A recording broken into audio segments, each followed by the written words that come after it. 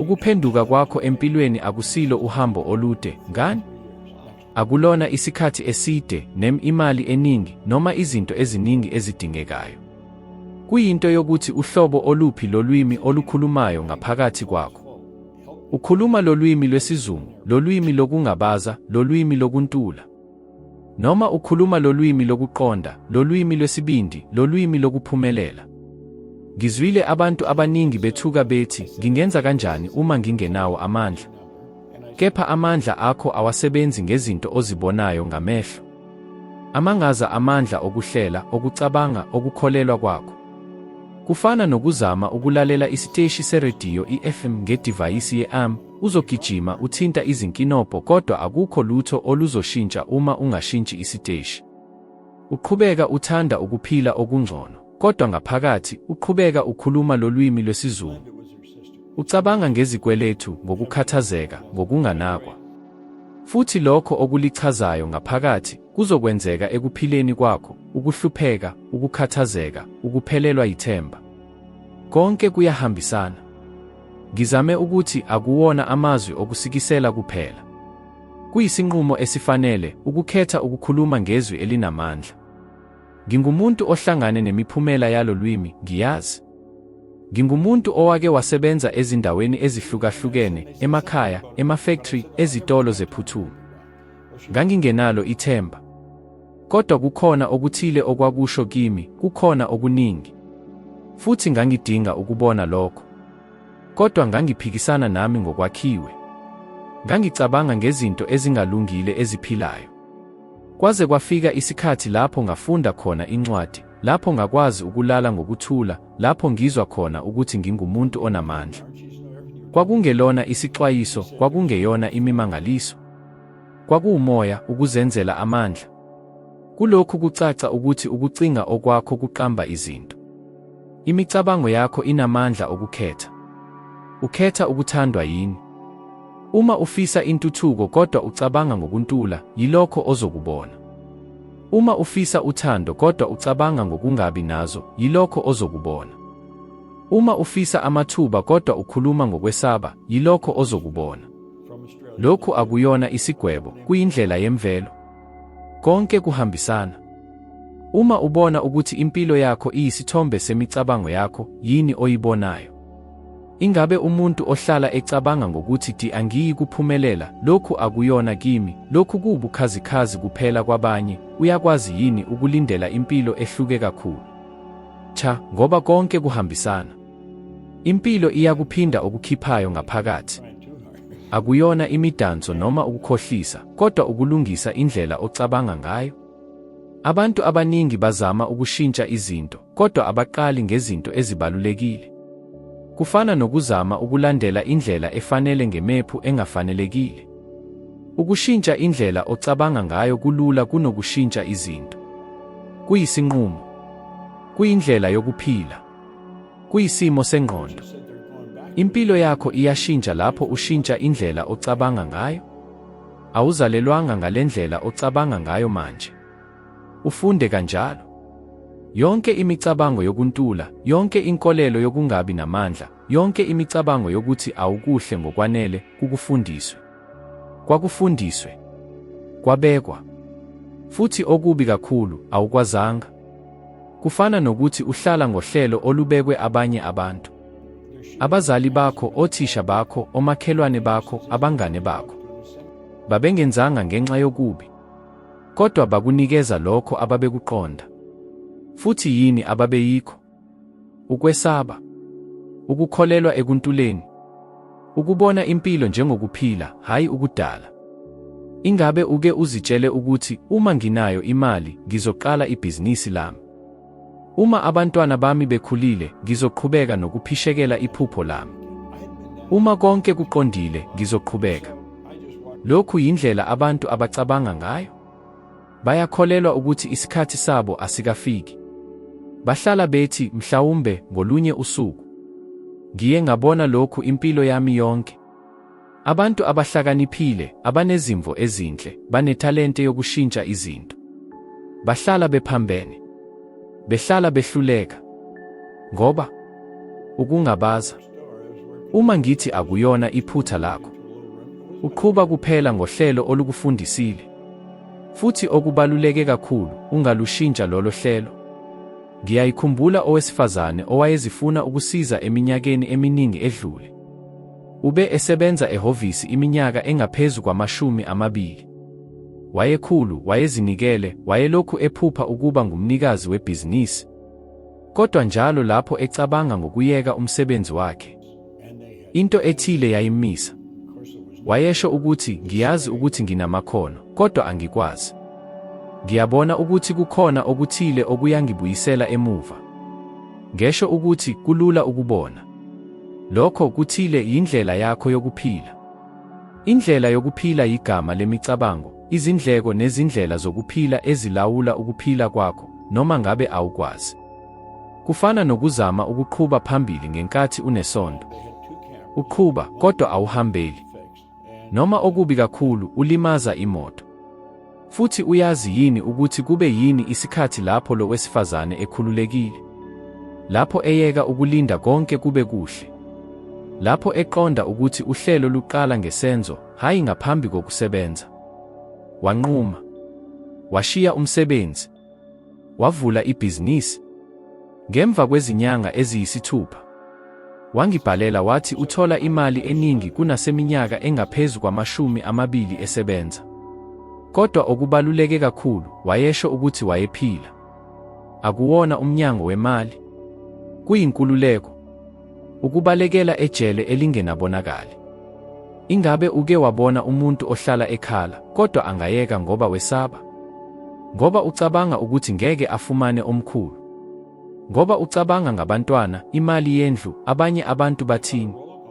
Lo muntu ungumgibeli, hayi umqashi noma imali. Kodwa yindlela yokuphila ethi kungcono ukuhlala kunokuzikhandla. Futhi sibona izinsuku zidlula. Imicabango ifile. Amaphi imiphumela? Konke ngoba umuntu uthi esikhathini esidlule, ungaphumuli kakhulu. Qaphela ukuthi ungadabuki. Awufani nabo. Kodwa kuthiwani uma ukunjalo? Uthini uma ungaphezu kwalokho okutshiwo? Kepha kunaphezu kwalokho ocabanga. Kunaphezu kwalokho okuchazwayo i-akhawunti yakho yasebhange namhlanje. Awukwazi uma ungalungisi indlela ocabanga ngayo? Uyazi yini ukuthi iyini inhlekelele enkulu? Akuyona into yokuthi umuntu uhluleka ezama. Kuyinto yokuthi umuntu angazami ngoba uhlelwe ukuhluleka. Futhi yingakho namuhla ngithi kuwe, ungalindelanga imali, ungalindelanga ukuphepha, ungalindelanga ukwamukelwa kwabanye. Ngoba uma uqhubeka ulindele, uzolinda kuze kube sekupheleni. Futhi mhlawumbe awukwazi ukuthi into kuphela eyahlukaniselana nokuphila obekufuna kwakukunquma. Isinqumo sokuphuma kwesikhathi esiqondile. Ukuphazanyiswa ikhodi endala. Ukubuyekeza uhlelo lwakho langaphakathi. Futhi ekugcineni uphila ngokuthi ungubani ngempela. Imicabango yamandla. Kepha akuwona amandla nje kuphela. Kuyiqiniso elingenabonakali elikhulu kunesikhathi nendawo, lifome imizamo, lihambisa izinto futhi liheha ngokuqinisekile lokho okuhambisana nakho. Futhi okumangazayo ukuthi abantu abaningi bacabanga njengokungathi lokhu akunamphumela. Njengokungathi kunokwenzeka ukugcina umcabango omuncu futhi ulindele impilo ehluke kakhulu. Kufana nokuphosa ubuhlungu esitshalweni futhi ulindele ukuthi sikhule. Manje, yima futhi ubone impilo yakho. Bheka ngokucophelela imiphumela yakho. Imali yakho, ubuhlobo bakho, impilo yakho, imisebenzi yakho yansuku zonke. Konke lokhu, konke ngempela, kuyisithombe esiqondile salokho ocabanga ngakho njalo. Kungaba nzima ukuzwa lokhu, kodwa kuyinkululeko lapho uqonda. Ngoba uma lokho ocabanga ngakho kunquma lokho ohlala kulo, uba namandla okushintsha konke. Shintsha lokho ocabanga ngakho. Kodwa abantu bathi, "Oh, kunzima ukulawula imicabango." Cha, akuyona. Kunzima ukuqhubeka uhlala ebuntuleni, ekukhathazekeni, ekungabi namandla. Kunzima ukuphila impilo yonke unganaki amandla onayo futhi ubeke icala uhulumeni, umqashi, isikhathi, inhlanhla, abanye abantu. Ingabe uke wabona ukuthi ngezinye izikhathi ingqondo yakho ibukeka iyaphazanyiswa konke? Wenza amaphini, uqala ngentshiseko, bese kuleyo micabango kuthiwani uma kungasebenzi? Futhi uhlala. Hayi ngoba awukwazi, kodwa ngoba unike amandla amakhulu emicabangweni yokungabaza kunokwethu. Uyazi yini engikufundile ngokubuka izinkulungwane zabantu phakathi neminyaka? Labo abaqhubela phambili bangabantu abafunde ukulinda indawo ebaluleke kakhulu ekuphileni, ingqondo. Abavumeli nanoma yimuphi umcabango ukuba ube khona. Bakhetha ukuthi bacabanga ngani, bakubona ngani, bazondla ngani. Ngoba bayazi ukuthi ukucabanga kuyaba umuzwa, umuzwa ube isenzo, isenzo sibe umphumela.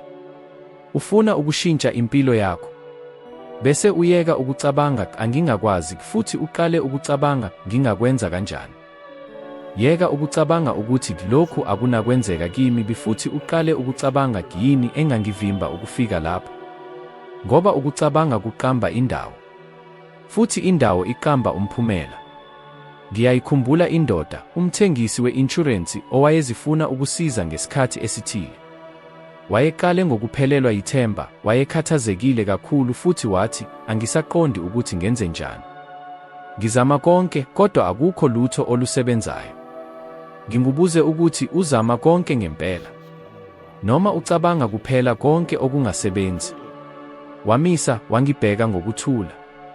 Wawa ekubeni. Ngoba ngaleso sikhathi waqonda ukuthi wayezimisele ukuba ahluleke iminyaka eminingi. Hayi ngenxa yokuntula ikhono, kepha ngenxa yokucinga okungathi sina. Kusukela ngalolo suku, wanquma ukushintsha ingxoxo yangaphakathi. Nsuku zonke, ngaphambi kokulala nangaphambi kokuvuka, wayeziphinda, ngingumuntu ophumelelayo. Ngingumuntu onamali eningi. Ngiheha amaklayenti kalula. Wayengakukholwanga ekuqaleni. Yebo, ngoba indlela yakhe yokuphila endala yayilokhu izama ukulawula. Kodwa waqhubeka. Ngemva kwamasonto ambalwa, waqala ukubona imiphumela. Oxhumana nabo. Ukuvala. Ukuzethemba. Namhlanje, ungomunye wamagama abaluleke kakhulu kulesi sigaba asebenza kulo. Isayensi ise iveze ukuthi cishe amaphesenti angama-80 emicabango yansuku zonke iyimicabango emibi futhi iphindaphindwayo.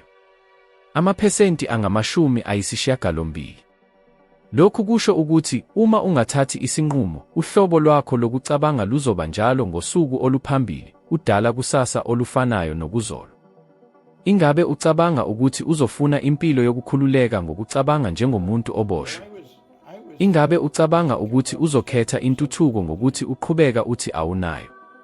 Ingabe ucabanga ukuthi uzokhetha ukuzethemba uma uqhubeka uphindaphinda engqondweni konke okwakusolwa ngokubi esikhathini esidlule? Yeka. Unamandla okukhetha umcabango omusha manje. Futhi lolo hlobo luqamba umuzwa omusha, oqamba isenzo esisha, ohambisa umphumela omusha. Yindlela lolu shintsho luqala ngayo. Akuyona imali, akuyona imfundo.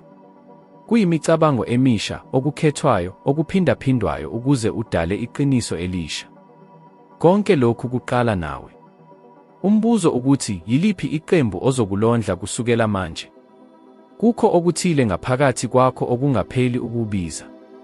Ngisho nalapho konke kusemqondweni, ngisho nalapho unekhululeko, ukuphepha, umsebenzi, lowo mkhulu uqhubeka ukhona.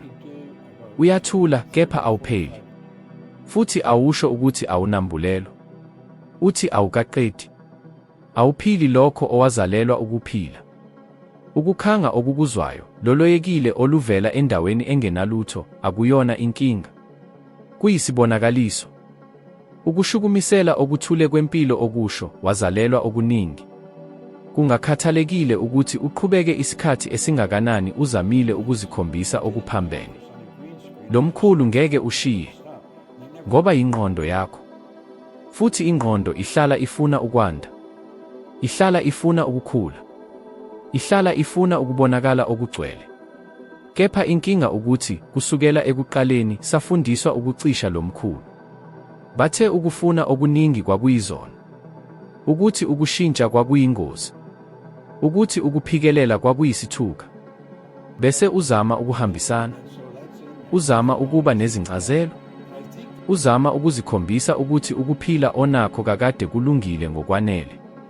Kodwa kulungile ngokwanele ngeke kube ngokwanele kwalabo abazalelwe ukukhula. Ingabe uke uzwa ukuthi wenze konke ngokuqondile futhi nokuthi uyawalahlekelwa isikhathi? Ukuvuka nsuku zonke bese uzibuza, kuyinto kuphela. Awuhlukile. Uyakuzwa ingxenye eqotho kakhulu yakho izame ukuba khona. Uma unganaki le ngxenye isikhathi eside, okuthile ngaphakathi kuqala ukugula. Uqala ukuziphazamisa. Ukubambezela. Ukwehlisa amandla. Ngoba akuyona into yemvelo ukuphila ngaphansi kwesizathu sakho. Ngibonile lokhu ngolwazi lwezwe lobuciko. Wayenazo zonke izinto, udumo, imali, idumela. Kepha ngaphakathi ukungabi khona okungagcwalisi lutho. Wangitshela igama engingalilibala, ngiyizwa ukuphefumula nsuku zonke, kodwa angisazi nokuthi ngubani mina. Ngemva kwesikhathi esifushane, wangena ekuzibhubhiseni. Hayi ngoba wayebuthakathaka, kepha ngoba wayengawunaki umbizo womoya wakhe isikhathi eside. Manje, bheka impilo yakho ngeqiniso. Yini ngaphakathi kwakho ecela ukuphila futhi uqhubeka uyilibala? Yini ezama ukuba khona futhi uqhubeka uyigcina ivaliwe? Umoya awufuni ududuzo. Ufuna ukubonakala. Ufuna ukubanda ezingutsheni zokuzama okuthile okusha. Ufuna ukukhanya emehlweni alwazi ukuthi iqondiswa yinjongo. Yilapho abantu abaningi balahleka khona. Ngoba bacabanga ukuthi bayaphambana ngokufuna okuningi. Kepha isifiso sokuphuma akuyona inkanuko engenalutho. Kungumoya. Ubuka umuthi ukhula. Bheka amanzi afuna ukuhamba. Bheka izulu liyanwabela. Konke emhlabeni kuqhubeka nokukhula. Kungani kufanele ube yimbangi? Lapho ngiqala ukuzwa uloyekile ngaphakathi kimi, ngangisebenza emsebenzini owayengenza ngikhathalele. Akukho lutho oluphambene nomsebenzi ngokwakhe, kwakuthembekile, kwakuhloniphekile, kodwa kwakungangigcwalisi. Ngikhumbula ubusuku lapho ngima futhi ngibheka leyonzwa yokungabi khona. Angililanga. Angikhalanga. Ngaqonda kuphela. Ngaqonda ukuthi leyonzwa yokungabi namqondo kwakungumoya wami uthi kimi wadalelwa okuthile okukhulu. Futhi sekufanele ukuba uhambe. Ukuhamba akuyona into elula. Kuyodinga isibindi. Kuzokwenza ulahlekelwe izinto eziphephile. Kuzokwenza uqondwe kabi abantu abaningi. Kodwa uyazi ukuthi yini embi kunelokho? Ukuchitha impilo yonke uzidela. Ukuzikhohlisa. Ukuzihlukanisa. Ngakho-ke, uma kukhona okuthile ngaphakathi kwakho okucela okuningi, umthelela omkhulu, inkululeko enkulu, iqiniso elikhulu, ungacishi. Akuyona izono. Kuyisizathu. Futhi ngeke iyeke ukubiza. Kuze kube yilapho ekugcineni uphendula. Awudingi ukwazi ukuthi kuzokwenzeka kanjani. Udinga kuphela ukukhetha ukuthi kuzokwenzeka. Futhi lena ingenye yezindlela ezihlala zivimba abantu, bakholelwa ukuthi badinga ukubona yonke indlela ngaphambi kokuqala. Kepha akuyona indlela izinto ezisebenza ngayo. Ukuphila akunikelwa wonke amephu ngesikhathi esisodwa. Ivela ingxenye elandelayo ngemva kokuba uthathe isinqumo sokuhamba. Inkinga ukuthi ufunde ukusebenza kuphela lapho uneqiniso. Bakutshele ukuthi akulona ubuqili ukwenza izinqumo ngaphandle koqiniso, ngaphandle kohlelo, ngaphandle kokuphepha. Kepha ake ngikutshele okuthile, ukuphepha okuphelele akukho. Uqiniseko oluphelele alukho. Uma uqhubeka ulindele konke kube endaweni efanele, uzolinda impilo yonke. Izingaki izikhathi ozithole usho ukuthi, ngiyohamba kuphela uma nginayo imali. Noma, ngiqala kuphela ngemva kokuphothula lelo klasi. Noma futhi, uma konke kuqondile, ngenza isinqumo. Lolu hlobo lokucabanga yilokho olukuhlala endaweni efanayo. Ngoba usebenza endaweni yokulibazisa. Yokuqeqeshwa. Ngiyakufanelekela kuphela uma. Futhi iqiniso lithi abantu abaningi abahluli ekuzameni nasekuhlulekeni. Bahluleka ngoba abanawo isinqumo. Balinde isikhathi esifanele. Balinde ukuba konke kulungiswe.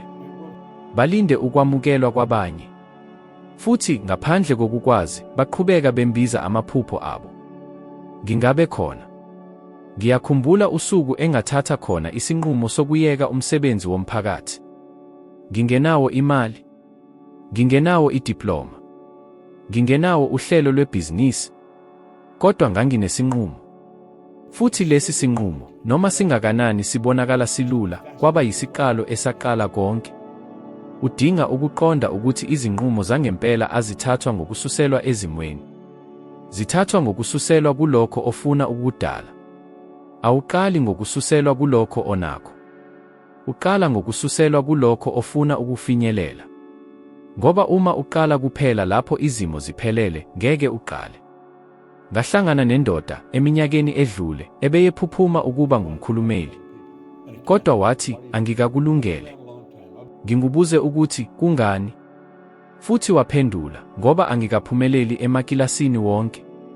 Ngibheke emehlweni akhe futhi ngathi, awusoze uzizwa ukhulu. Futhi yingakho okufanele wenze okuningi ngokushesha. Ngemva kwezinyanga ezimbalwa, waya.